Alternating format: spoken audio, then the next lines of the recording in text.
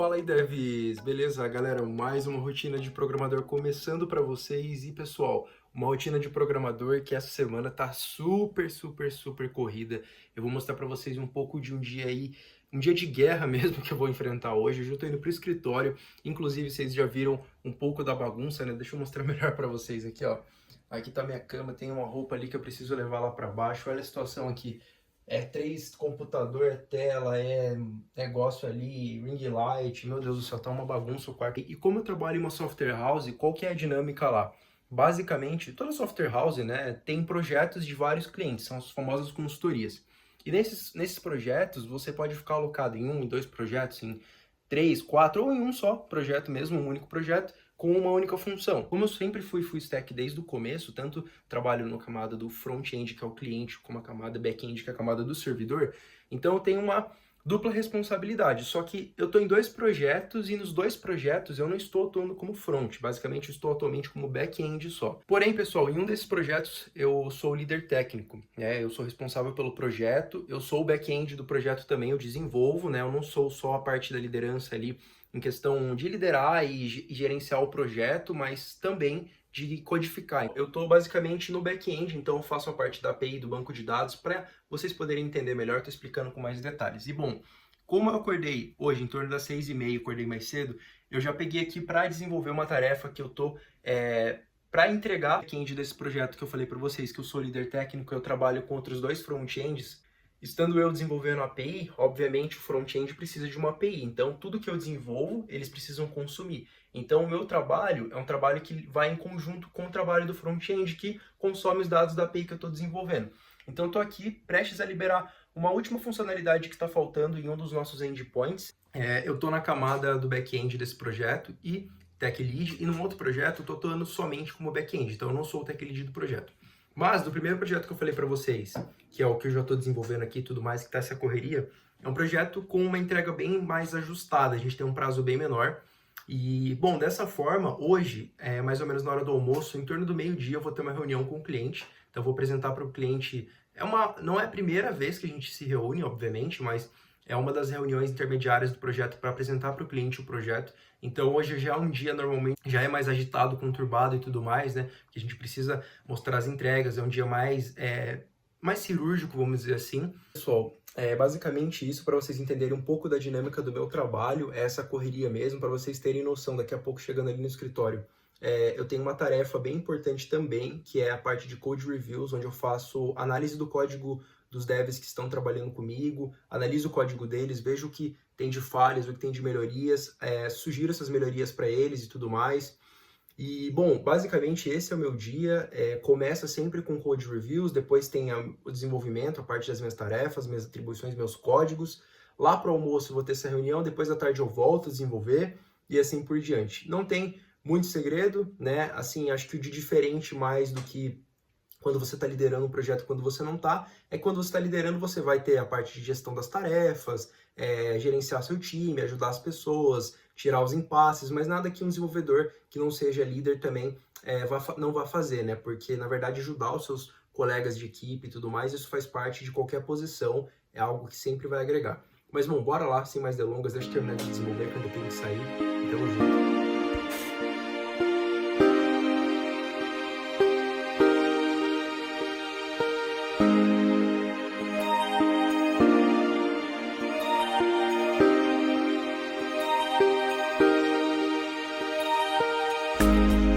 Bom, pessoal, então agora vocês estão vendo aí a primeira parte do meu dia de trabalho. Nesse dia especificamente foi a realização de uma tarefa, já desenvolvi ali um código, comecei, né, com as funções que eu precisava executar nesse dia. Em casa ainda, antes de ir para o escritório, isso não é normal, não é todos os dias que eu faço isso.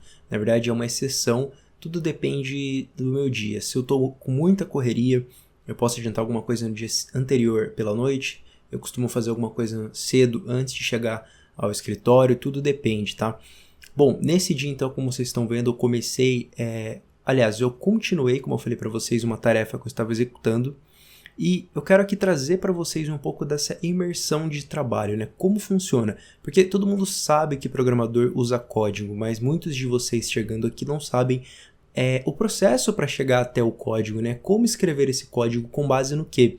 Então, basicamente, nós temos um monte de requisitos e funcionalidades que o nosso sistema precisa ter com base no que um cliente nos solicita. Então, imagine que você tem uma pizzaria que chega e agora ela fala para você, que é o desenvolvedor, né, que é a empresa de desenvolvimento de software, que ela precisa de um sistema para basicamente contabilizar os pedidos, cadastrar os clientes e etc. Então você tem uma noção do que você precisa fazer, certo?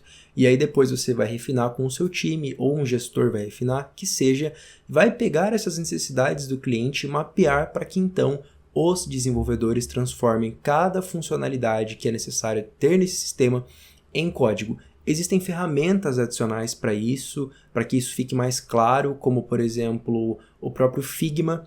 Para quem é front-end já conhece, o Figma é uma ferramenta de construção de interfaces onde os designers, em empresas onde os designers exercem uma função, porque o desenvolvedor pode fazer isso também, mas normalmente existe um designer responsável por isso, produz as telas, ele vai fazer as telas e depois você, desenvolvedor, vai realmente replicar a tela através do código para começar a dar a cara à vida daquele sistema. E a mesma coisa serve para o back-end, só que no back-end não tem tela, no back-end é a parte dos dados. Então você vai construir o banco de dados, você vai construir as necessidades de uma API e assim por diante. Mas eu queria falar desse fluxo, como funciona, né? A gente não tira o código da cabeça, não é algo assim simplesmente única e exclusivamente criativo. Tem a parte criativa, mas é muito mais mesmo, diria que 90% é lógico, ou seja, o cliente precisa disso, eu tenho que construir isso nesse tempo, dessa forma, com essa tecnologia, com esse requisito, com essa funcionalidade, com essas limitações e assim por diante. Beleza, pessoal?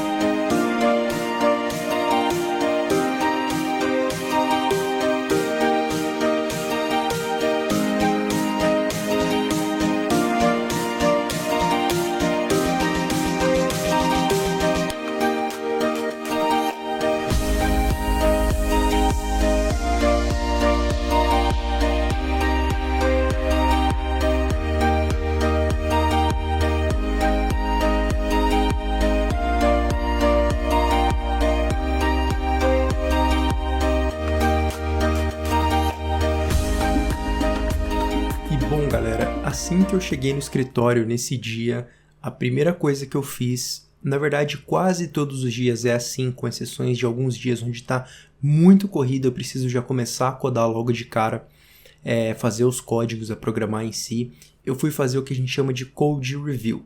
Bom, assim como eu expliquei para vocês anteriormente na parte dos códigos, todo o processo de construção de um software, de um sistema, ele passa por etapas.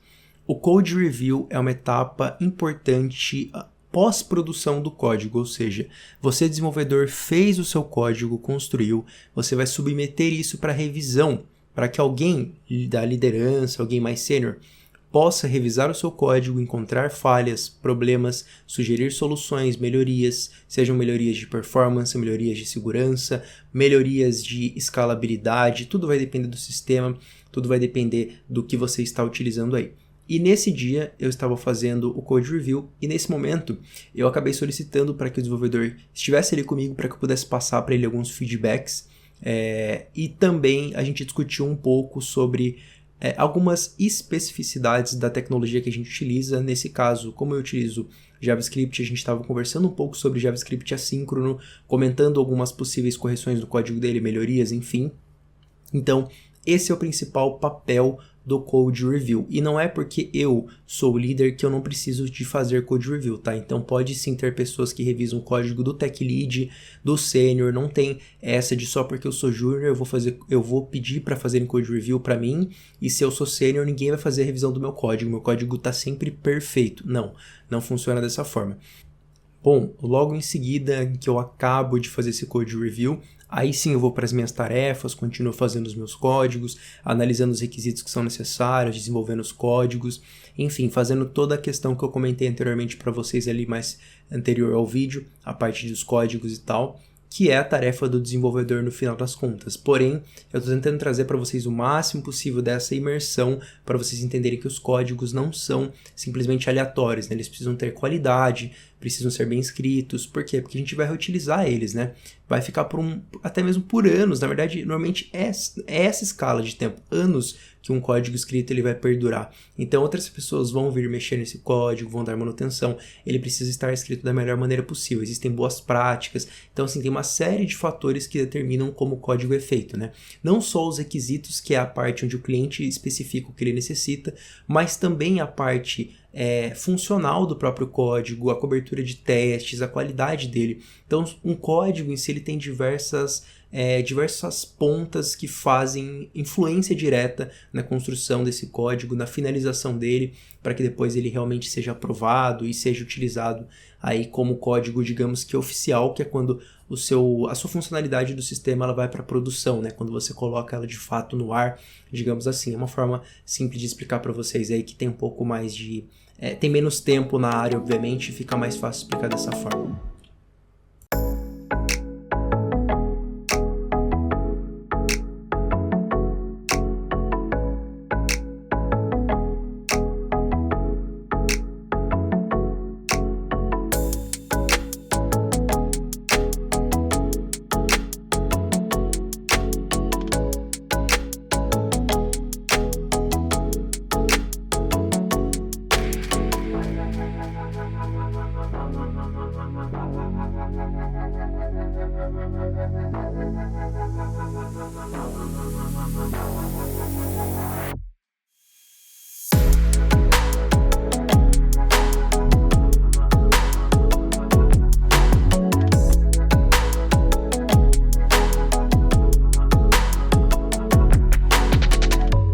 Bom, devs, tô aqui em casa, marquei aqui para vocês o que eu fiz hoje e tudo mais para poder explicar um pouco para vocês. Bom, falando de especificamente técnico, né? O meu dia, basicamente, o objetivo que eu tinha principal como parte do desenvolvimento foi desenvolver a API. Eu precisava entregar para o front-end, para o front-ender, tipo o dev mesmo, front-end, né? Uma parte da API que ele deveria consumir, já estava funcionando, já estava implementada, mas na camada do repositório, para quem não entender tecnicamente, tudo bem, eu precisava implementar uma contagem de elementos, então uma lista, eu precisava implementar uma contagem baseada no status, e eu estou entrando em detalhes para quem entender, para quem não entender, tudo bem, e depois disso, quando eu retornava esse status, eu precisava também fazer uma filtragem na minha lista para que eu tirasse elementos duplicados. Então, era uma parte que para o front-end ela era até que simples, porém, como o objetivo da API é ser modelada, construída, né, uma API REST, que é o caso, ser construída da forma mais direta possível para o front-end consumir, para que ele não precise ficar filtrando dados no front-end, para que quando a gente tenha o caso de nosso endpoint, nossa API, retorne muitos registros, uma lista muito grande, fazer um mapeamento disso, modificar de alguma forma essa lista no front-end pode custar muita performance. Então, na minha API, nesse caso desse projeto, eu estou sempre focando muito em entregar o mais direto possível todos os dados que são necessários para que o front-end apenas consuma, exiba, faça a parte crucial que ele precisa fazer com o consumo de API. Pela manhã, o que eu fiz, logo que eu cheguei, depois que eu saí daqui, eu já estava codando um pouco, como vocês viram, cheguei lá no escritório, fiz code review de 2 projetos, então fiz code review tudo do front de um projeto em qual eu sou tech lead, e fiz code review também do back-end de um outro projeto. Fiz basicamente um code review /pair programming, onde eu mostrei para o dev especificamente o que ele poderia melhorar, fiz sugestões, a gente conversa nesses momentos de revisão de código, né? O que pode ser melhorado, então eu vou olhar o código, eu vou propor melhorias, eu vou principalmente buscar falhas no código, né? Para conseguir entregar para esse dev um retorno do que ele pode melhorar ou do que ele deve evitar, porque aquele código que ele fez está com uma certa brecha de segurança ou um erro de código que no momento funciona, mas futuramente alguém pode mexer em outra parte do sistema e acabar implementando algo que tem uma brecha aqui e aí quebrar o sistema de alguma forma. Você está desenvolvendo código localmente e você quer que vá para uma branch oficial. Aí quem não entende de branch, recomendo dar uma olhada em Git, mas é algo bem simples, basicamente, onde você desenvolve o seu código, é como se fosse um caminho, você vai seguindo esse caminho, vai desenvolvendo o código e vai ficando salvo os registros de código que você fez. E a gente tem várias dessas branches, desses braços, que um dev pode fazer em uma, um dev pode fazer em outra, depois eles podem juntar código, e assim é o processo, beleza? Então, Code Review é isso, não tem muito segredo, ao mesmo tempo também não é tão simples, pode ser um pouco abstrato, mas só para vocês entenderem. Essa parte do meu dia eu sempre faço pela manhã, que é uma parte trabalhosa, então, como eu tive que fazer Code Review de 2 projetos, e tinham basicamente, acho que eu fiz Code Review de uns 6 pull requests, mais ou menos, tá? Que são pull requests ou PRs, como vocês vão ver, são solicitações de pull. Pull é exatamente você levar o código para o repositório, então é uma requisição para aprovação de um código que está indo para uma outra branch. É basicamente isso. Então, Code Review é o nome da revisão desse pull request. Estou trazendo termos técnicos para quem se interessa. Para quem não se interessa, obviamente, vai ter até pulado essa parte do vídeo, mas eu sei que vocês gostam, então, como eu não quero deixar de forma superficial, eu estou tentando trazer também, além do vlog, os conhecimentos para vocês. Bom, depois que eu já tinha desenvolvido parte do meu desenvolvimento, tinha feito Code Reviews, eu alinhei com a minha equipe, então é a hora onde a gente conversa ali rapidão o que está sendo feito, os impedimentos da galera, onde o pessoal está travado, dei algumas instruções, algumas orientações ali. Ele basicamente, próximo do meio-dia, eu tive uma reunião com o cliente, e bom, nessa reunião, como vocês já viram que ela passou aí, foi uma reunião muito legal, muito positiva, com feedbacks ótimos. O cliente está muito feliz, muito satisfeito com o projeto, então é a hora onde eu, como líder, eu participo do projeto, da call, aliás, da reunião, mostro o que foi desenvolvido, claro, tem outras pessoas participando, mas eu mostro a parte mais técnica, apresento para o cliente, apresento o resultado, apresento o que pode ser melhorado, o que a gente conquistou ali até então. E para vocês entenderem, tá? Os projetos eles não são feitos de forma aleatória, ou seja, eu como líder desse projeto, mas óbvio que depende de cada organização, tudo que eu tô falando para vocês, cada empresa muda, faz da sua forma, mas basicamente no projeto que eu tô, na minha organização, na estrutura atual que eu me encontro, na conjuntura específica, eu fiz todo o cronograma de tarefas nosso, eu estou construindo a modelagem do banco de dados, quer dizer, já construí e estou construindo o que resta ainda, enfim. Eu estou desenvolvendo back-end, então eu tenho algumas atribuições que vão além do código, né? Isso é muito normal nas empresas, então como eu estou responsável pelo cronograma, pelo alinhamento das tarefas semanais, pela distribuição das tarefas, eu acabo sendo, obviamente, como líder, o responsável por entregar para o cliente a visão do projeto, o que está sendo feito. Porque o cliente, né, pessoal, quando ele contrata você, falo você empresa, né, a empresa que você trabalha e tudo mais, tem um cliente, ele espera que aquele software resolva uma dor dele. E ele espera que aquilo esteja sendo feito da melhor forma possível, porque ele está investindo dinheiro. Então ele espera que não atrase, que os prazos estejam controlados, e exatamente esse é um dos papéis muito importantes meu, né? É de garantir que o projeto esteja andando da forma certa, o cronograma esteja sendo seguido, as features, né? Ou seja, as funcionalidades estejam sendo implementadas, os bugs estejam sendo identificados. Então, não existe um mundo perfeito. O que eu quero dizer com isso? A gente desenvolve coisas novas, mas a gente também identifica bugs que estão ocorrendo durante o desenvolvimento. Então a gente tem que separar tempo para resolver os bugs, tempo para solucionar, para criar as features, para fazer refactoring de código, para implementar teste, para remodelar algo no banco de dados. Sempre tem muitas coisas acontecendo ao mesmo tempo. Então, de tudo que eu mais quero falar para vocês da rotina de um desenvolvedor de software, o principal ser desenvolvedor de software é uma questão multidisciplinar. É você gerir seu tempo, gerir um projeto, gerir o seu código, cuidar para que o seu código funcione com outros devs, né? Ou seja algo,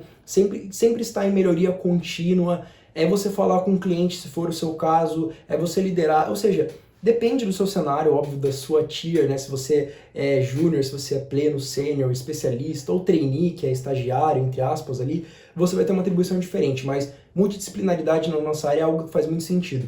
A parte de gerenciamento de tarefas eu falei indiretamente, então boa parte do meu dia também é isso, né? É ajudar a galera, passar as tarefas, explicar para eles o que a gente vai buscar nessa semana como resultado, porque não adianta nada a gente sair fazendo um monte de coisa, mas não focar no que realmente importa. Muitas das vezes a gente faz o que a gente chama de trade-off.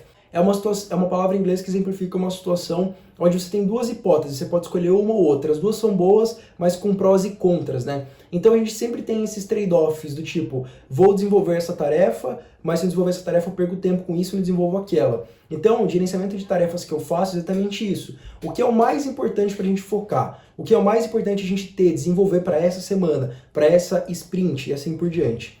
E aí, por último, auxílio nas dúvidas e impedimentos. Então, boa parte do meu dia também, né, uma parte dele vai para ajudar a galera, ajudar as pessoas que estão começando, que são mais júnior e tudo mais, a realmente instruir eles do que eles devem fazer, da melhor forma possível, ensinar para eles os melhores caminhos. Então, eles vão lá, me perguntam. Às vezes, são coisas muito simples para mim, por exemplo, pesquisar algo no Stack Overflow. Eu sei exatamente como pesquisar, eu faço muito isso. Né? Então, para mim é muito tranquilo pegar uma documentação em inglês, ler, até porque eu sei inglês, então para mim fica fácil. Mas às vezes a pessoa não sabe inglês, às vezes a pessoa não sabe exatamente como pesquisar as palavras-chave corretas para achar. E desde uma ajuda simples dessa, até mesmo ir lá no código, mostrar para a pessoa, mostrar a melhor solução, ajudar ela e etc. Então, dito isso, assim, meu dia ele é multidisciplinar. Eu codei, eu desenvolvi novas tarefas, eu tive reunião com o cliente, foi bem assim, maçante mesmo. O dia não tá só começando mais, na verdade tá acabando, mas ainda tem coisa para ser feita, tamo junto. E bom, pessoal, o último papo que eu queria falar aqui com vocês é sobre ergonomia. Esse é um papo que dá muito assunto, dá pra gente falar sobre muita coisa. Ergonomia e setup no geral, né? Muitos de vocês, obviamente, devem pensar que para começar na programação precisa de algo extraordinário, de uma máquina super potente de 5 mil reais. Obviamente 5 mil reais não se compra hoje uma grande máquina, mas é uma máquina muito boa, pelo menos um notebook bom você compra, claro. Mas a verdade é que codar, né, o código em si, ele não é pesado. Principalmente se você abrir mão de usar o Windows e usar Linux, na maioria das vezes é uma boa escolha, pode otimizar bastante para quem, por exemplo, vai utilizar o Docker ou outras ferramentas do tipo, que são mais otimizadas ali para o Linux, né, por terem a base Linux, né? Então o Windows ele acaba tendo que emular, acaba sendo um pouco ruim. Mas eu não estou falando muito só de sistema operacional, não. Estou falando também de hardware, tá? Você não precisa de algo super surreal para rodar aí um Docker, para rodar uma instância de um banco, para usar um SQL Client, um VS Code, um Visual Studio, enfim. Cara, você, na verdade, precisa de algo simples, mas o que eu acho que mais faz a diferença é a memória RAM. Então, eu sempre recomendo vocês terem, pelo menos aí, se possível, pelo menos 8 e de 8 a 16 GB de RAM. Se tiver 16 GB de RAM, provavelmente você não vai passar aperto, não. Entrando no papo, assim, mais sobre conforto, eu diria para vocês que é algo que faz muita diferença, sim, impacta muito na produtividade. Eu estava enrolando bastante para instalar esses suportes, né, como vocês estão vendo aí. E nesse dia eu acabei resolvendo instalar, porque eu estava bem cansado do trabalho, todo dia eu acabava jogando depois eu instalo, mas eu já tinha comprado há mais de 2 meses esse suporte da ELG e eu não tinha instalado ainda. E bom, esse suporte ele é bem bacana, eu gosto bastante, já tinha um instalado no monitor secundário e agora estou instalando aí no primário, mas estou aproveitando para arrumar toda a bagunça também. Daqui a pouco vocês vão ver como é que ficou tudo aí organizadinho, ficou bem legal, bem bacana o resultado.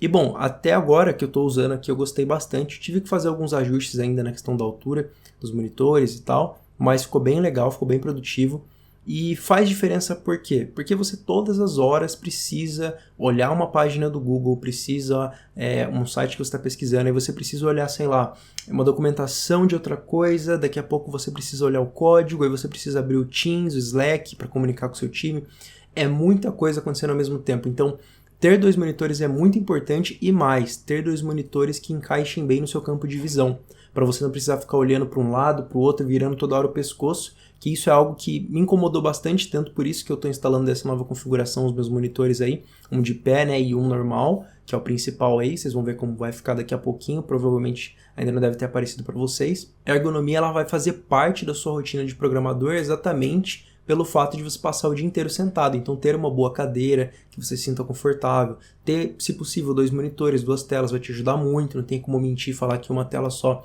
é melhor do que ter 2, a menos que sua tela seja muito grande, as ultra-wides bem grandes aí acaba valendo por 2 monitores, obviamente. Eu também gosto de utilizar na configuração de um monitor e notebook, também acho que é confortável, vai de você se adequar, mas assim, conforto vai te ajudar muito, porque você vai passar muito tempo sentada, né? Se for o caso das meninas aí também, que eu sei que estão a milhão aí estudando programação. Então é isso, um papo mais off-topic, mas queria trazer para vocês aqui. Eu sempre busco fazer melhorias no meu setup, seja teclado, mouse, até que eu não ligo tanto para isso, teclado e mouse, mas busco sim. Som é importante ter um bom headset. Assim, tudo vai te ajudar, tudo agrega, beleza? Tenha sempre isso em mente. Então, pessoal, tá aí o setup pronto. Bom, vou começar de baixo para cima com a questão dos cabos, né, aqui dos fios. Eu melhorei muito a organização, tava uma bagunça tremenda. Como vocês sabem, ali tem uma desktop, né, ali.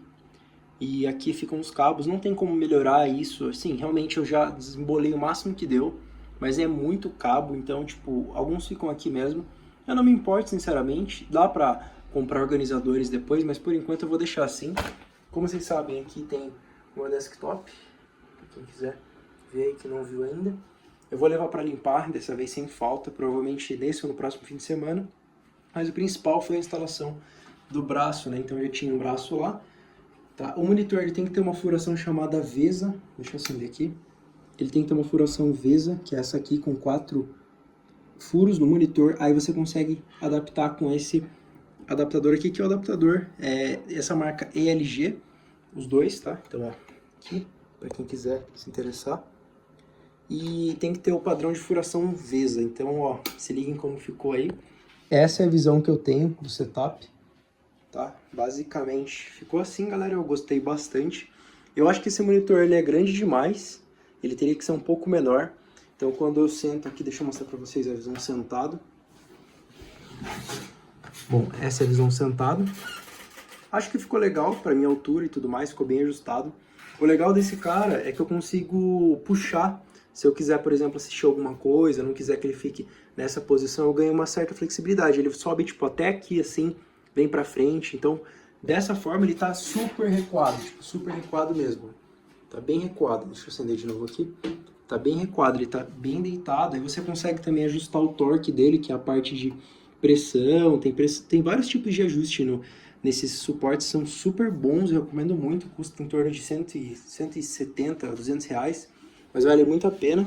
E aqui desse lado eu tenho esse outro, que ele é um pouquinho diferente, apesar de ser da mesma marca, tá? Só que ele tem um adaptador USB que eu ligo na minha máquina e depois vira uma extensão, né? É um extensor USB. Aí eu deixo carregando meu mouse, eu deixo aqui o cabo do meu celular, que eu tô gravando para vocês agora, né? Mas quando eu vou passar algum arquivo pro celular, carregar, fica fácil. De forma breve, o porquê que eu resolvi fazer isso foi porque eu ficava mexendo muito no meu pescoço. Então, por exemplo, eu tava aqui na cadeira, de repente, eu fazia literalmente isso aqui para olhar para outro monitor, porque olha a altura desse monitor. Você imagina ele deitado, que era exatamente como ele ficava, né? Então, com isso, eu consigo estar aqui codando e, tipo, olhar para o lado de forma bem leve, assim, sem ficar tendo esse deslocamento. Um pouquinho eu acabo mexendo, mas bem pouco. E aí eu consigo ter uma ergonomia bem melhor. Eu só não deixei realmente eles bem divididos, tipo, puxar mais ainda para o lado esse cara, porque essa tela é a principal. Eu não tenho muito costume de ficar usando a segunda tela, nem quando ela estava deitada. Então eu deixei para coisas específicas. Por exemplo, aqui é um uso, né, que é a questão do código, mas dá tranquilamente para usar, como eu deixei para vocês, para leitura. Deixa eu só tirar esse Dark Reader. Ó, para leitura fica muito bacana, dá para ler tranquilo, fica bem grande. Então, assim, para usos específicos dessa segunda tela. A minha tela primeira aqui, para quem quiser inclusive saber, 27 polegadas, essa é 29, ultra wide, né, por isso que ela é retângulo. Essa aqui, 165 Hz, 144 Hz. Então, dois monitores que eu gosto demais e que se complementam muito bem. E, óbvio, vai ajudar muito na produtividade, né? Imagina, olha só o tamanho que fica a questão do código. Olha isso, tipo, é absurdo. É muito, muito, muito, muito grande. Então, dá pra ver todos os arquivos, todas as linhas e... Bom, é uma questão de adaptação. Se eu achar que fica legal, eu vou manter assim, senão depois eu mexo. Mas o mais importante foi limpar essa bagunça que estava de cabo, que estava muito mais bagunçado. Instalar o adaptador que eu tinha comprado, o suporte, né, desse monitor aqui principal, porque estava sem até agora, a gente tinha comprado faz um tempão. E dar uma geral aqui na parada para, enfim, renovar o ambiente. Inclusive, o LED, né, eu consigo mexer aqui na cor com esse controlinho. E aí, ó, dá para colocar um azul. Dá para colocar um verde, se eu quiser. Várias cores, de acordo com um vermelho bem forte também, ó. Fica bem massa e dá, enfim, dá um up aí no setup.